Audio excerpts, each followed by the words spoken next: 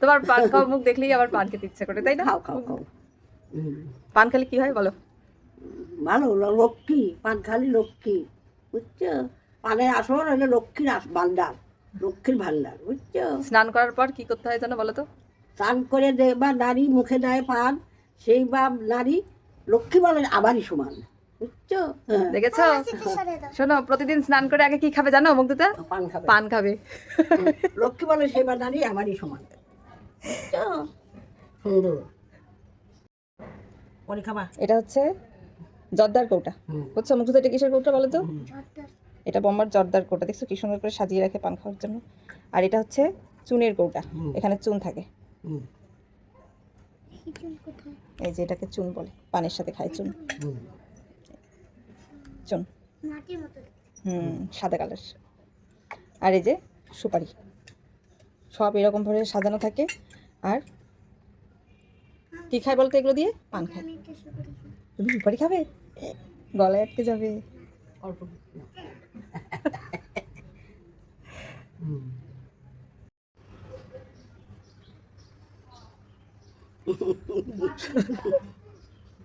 তোমার হাতের পান বেশি টেস্ট লাগবে খাইতে, এই জন্য তুমি বানাই দাও। হ্যাঁ মুগ্ধতা দেখো আমাকে বম্মা কি সুন্দর করে পান বানিয়ে দিচ্ছে।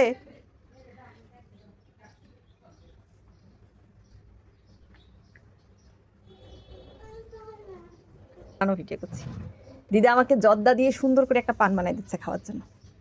জর্দা দিয়ে পান খাবো, খেতে চাও? নাকি সুপারি? হুম। আচ্ছা ঠিক আছে। এই দিদা জর্দা দিও না, আর দিও না, না না দিও না, দিও না। আমি খাইলো কিচ্ছু হবে না, বুঝবেন না। না সেরকম করে দিচ্ছি নাকি আমি? অল্প অল্পই দিচ্ছে দিদা, অল্পই জর্দা দিছে। ধরো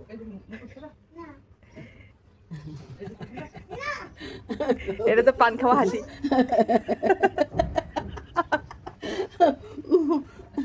এই যে আমি এখন দিদার হাতে পান খাচ্ছি।